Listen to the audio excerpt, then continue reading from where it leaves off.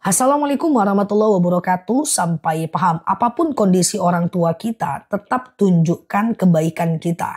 Karena kenapa? Karena orang tua itu adalah tempat ridhonya Allah Azza wa Jalla. Ridullah, ridul walidain. Ridhonya Allah bergantung kepada ridhonya mereka. Murkanya Allah bergantung kepada murkanya orang tua. Maka sebagai anak, gimana caranya kita mengambil ridho orang tua kita? Kita menyenangkan hatinya.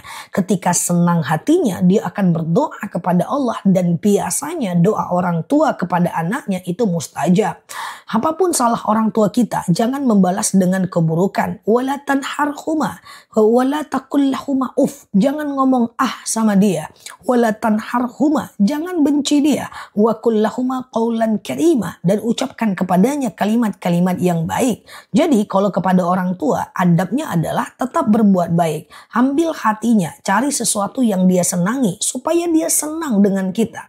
Kalau orang tua udah senang dengan kita, maka dia akan berdoa untuk kita. Seketika itu pula Allah akan mengabulkan doanya. Jadi kalau mau cari ridhonya Allah, ambil ridhonya orang tua. Karena kalau orang tua ridho, insya Allah Allah akan ridho. Orang tua saya nggak baik Ustazah, nggak apa-apa. Orang lain aja kalau nggak baik, nggak boleh membalas dengan keburukan. Apalagi orang tua kita yang pada faktanya setidak baik apapun dia tetap membesarkan kita sampai kondisi kita seperti ini, gitu kan?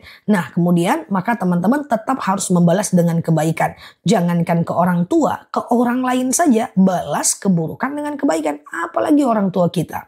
Udahlah, kita perbaiki diri kita baik kepada orang tua. Kalau udah meninggal, doakan dia. Semoga bermanfaat. Neologi di sini, like, share video saya ini, follow kanal saya ini, dan sampai paham. Assalamualaikum warahmatullahi wabarakatuh. Assalamualaikum warahmatullahi wabarakatuh. Sampai paham. Kalau kita menguap, kita ucapkan apa? Ketika kita menguap, itu sunnahnya adalah ditahan uapannya. Begitu juga kalau lagi sholat, kita kalau bisa menguap itu kita tahan, gitu ya. Karena menguap dalam sholat itu juga makruh. Nah, jadi teman-teman semuanya, kalau kita terlanjur menguap dan menguap sampai merah muka kita, maka kita zikirnya apa? Zikirnya adalah a'udzubillahi minasyaitonirrajim, ya. Biar nggak nguap-nguap terus nih, ya, supaya kita terhindar dari godaan syaitan. Karena menguap adalah salah satu bentuk ngantuk. Salah satu sebab ngantuk, pertama karena fisik, kedua karena males. Supaya kita tidak terlindung dari yang males tadi, maka kita baca a'udzubillahi minasyaitonirrajim. Kalau teman-teman suka nguap, coba dipelajari dulu. Kalau nguapnya karena fisik, kurang tidur, wajar. Tapi kalau tidurnya cukup, nguap juga bisa jadi na'udzubillah karena kemalasan. Kalau dia karena kemalasan itu agak sedikit berbahaya. Coba ucapkan a'udzubillahi minasyaitonirrajim. Oke? Semoga bermanfaat. Neologi di sini, like, share video saya ini, follow kanal saya ini, hadir di live ceramah dan tanya jawab bareng aku, dan sehat selalu di sana. Sampai paham. Assalamualaikum warahmatullahi wabarakatuh. Assalamualaikum warahmatullahi wabarakatuh. Sampai paham. Aku ulang cara menjawab azan. Ketika muazzinnya bilang Allahu Akbar, Allahu Akbar. Kemudian asyhadu an la ilaha illallah, asyhadu anna Muhammadar Rasulullah. Kita jawabnya sama. Allahu Akbar, Allahu Akbar, asyhadu an la ilaha illallah, asyhadu anna Muhammadar Rasulullah. Tapi ketika muazzinnya bilang hayya 'alas shalah dan hayya 'alal falah, kita jawabnya la haula wala quwata illa billah. Pada sholat subuh, muazzinnya biasanya akan menyatakan bahwa as-sholatu khairum minan naum, maka kita jawabnya shadaqata wa bararta. Atau bahasa Indonesia, atau shadaqata wa bararta wa ana ala dzalika minasyahidin, gitu kan. Tapi kalau seandainya mau pendek nggak apa-apa, shadaqata wa bararta saja. Ketika muazzinnya bilang Allahu Akbar, la ilaha illallah, maka kita jawab Allahu Akbar, la ilaha illallah. Jadi bedanya cuman pada azan subuh aja, dan kemudian waktu hayya 'alas shalah dan hayya 'alal falah saja, ya. Waktu hayya 'alas shalah dan hayya 'alal falah, la haula wala quwata illa billah. Waktu as-sholatu khairum minan naum, kita jawabnya shadaqata wa bararta. Semoga bermanfaat ya. Neologi di sini, like, share video saya ini, follow kanal saya ini, hadir di live ceramah dan tanya jawab bareng aku, dan semoga betah belajar di akun ini.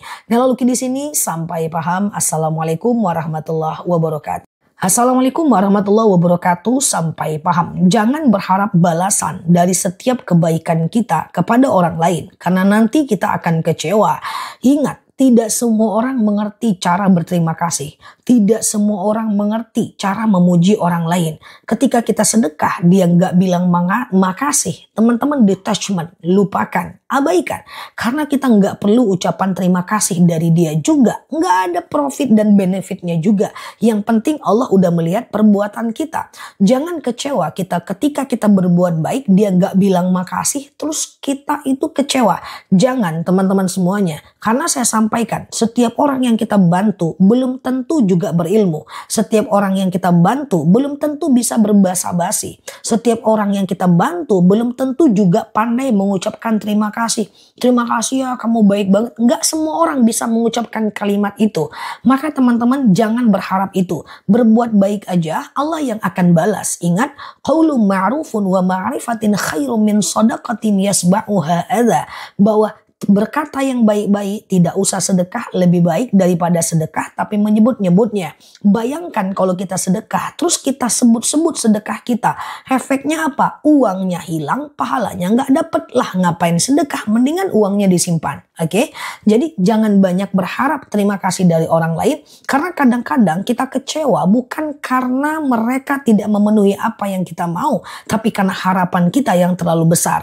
Pertinggi rasa ikhlasnya, perbanyak bilangan sedekahnya, sehingga kita jauh lebih tenang mendapatkan balasan yang besar daripada Allah Azza wa Jalla. Gak usah kecewa, yang penting berbuat baik aja. Ada teman kita yang kita baik sama dia, terus suatu ketika dia gak membalas. Udah, toh kita udah dibalas sama Allah dengan kehidupan kita yang sekarang. Semoga bermanfaat ya. Teknologi di sini, like, share video saya ini, follow kanal saya ini, hadir di live ceramah dan tanya jawab bareng aku, dan sehat selalu di sana. Semoga betah belajar di akun ini. Sampai paham. Assalamualaikum warahmatullahi wabarakatuh. Assalamualaikum warahmatullahi wabarakatuh. Sampai paham. Jangan pernah membalas keburukan dengan keburukan. Karena Allah Subhanahu wa Ta'ala tidak suka itu. Terkadang Allah hadirkan orang-orang yang zalim untuk menguji keimanan kita. Ada yang nanya ke saya, Ustazah, saya itu udah dizolimi, udah dicaci maki, udah dihina. Dia hancurkan saya apakan dia? Biasanya saya jawab, maafkan dia. Loh, enak banget Ustazah, nanti siapa yang akan membalasnya? Ada nggak cara lain yang lebih adil? Nggak ada. Cara yang paling gampang, maafkan dia, ikhlaskan itu semuanya. Loh, gimana ceritanya Ustazah? Kan dia itu udah menjelek-jelekkan saya, dia udah zolim sama saya. Siapa yang akan membalasnya nanti? Tenang aja, waktu akan membuktikan. In ahsantum ahsantum li anfusikum wa in asatum falaha. Kalau orang itu berbuat baik, kembali kepada dirinya. Kalau dia berbuat jahat, kembali juga kepada dirinya. Yang biarkan Allah membalas, nggak usah kita yang balas, nanti energi kita habis.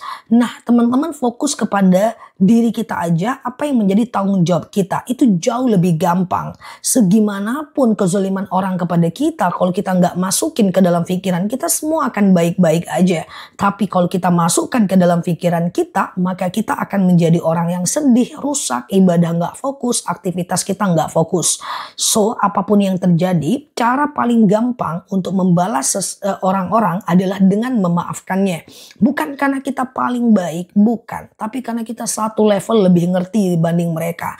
Kadang-kadang Allah hadirkan mereka itu untuk menguji mentalitas kita. Dan itulah sebab kita harus bersyukur. Orang-orang yang tidak menyukai mengajarkan kita untuk mensyukuri orang yang menyukai kita.